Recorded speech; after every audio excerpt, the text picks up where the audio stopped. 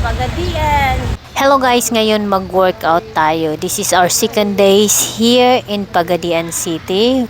I'm not really sure kung unsay pangalan ani nga gym, pero ibabaw ni siya sa Mercury Drugs. Maliit lang siya na gym at panglalaki talaga siya na equipments. Tapos may Zumba siya sa ibang kwarto.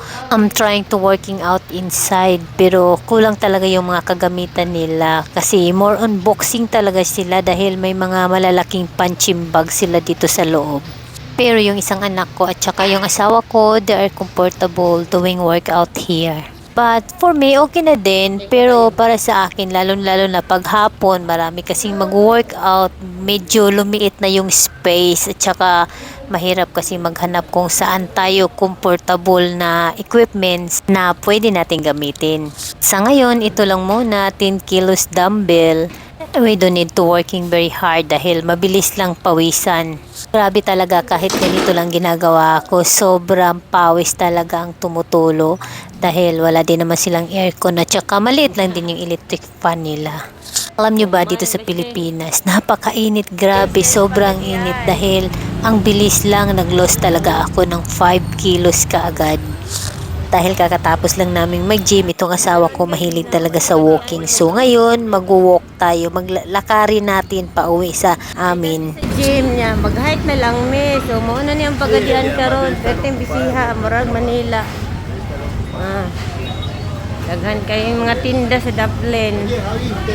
Karon nabaguhan jud ko diri sa Pagadian kay dili gud ingon ani nga kabisi sa unang panahon no nya pag-abot na ako diri for how many years na wala na jud mi nakabalik diri sa Pagadian ug karon imbalik mi mao ni ako nakitaan nga grabe napaka-busy traffic kanunay jud ang Pagadian e dagko na kaayong mga buildings unya makaingon ta lisod kaayo ang Pagadian pero murag dili man jud lisod siguro diri sa Pagadian kay nganong perti man daghan ang mga buildings, mga shop, shopping mall, shopping center, daghan kay mga tinda, mga baligya pero ang mga presyo dili pud pareha sa una. Mura na pug Manila style ang mga price nila dire.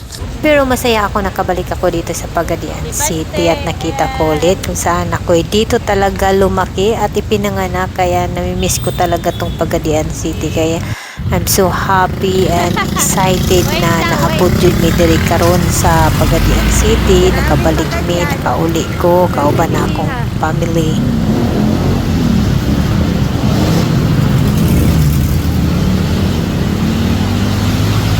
Na akong bana sige lang gapaabot na ako kay siya paspas man kay siya tikang kami mga hine man kay may manglakaw mo nang perminti jud mi ulahi karon gumikan sa kapaspas namo manglakaw duol na mi sa Gaisano so mao ni ang Gaisano karon paingon na ni sa San Pedro o ni diri dapit karon sa Kabahog Hospital. Karon sugat-sugat lang mga sakyanan, mga bao-bao na mao ni gigamit nila karon pan transportation diri sa Pagadian City.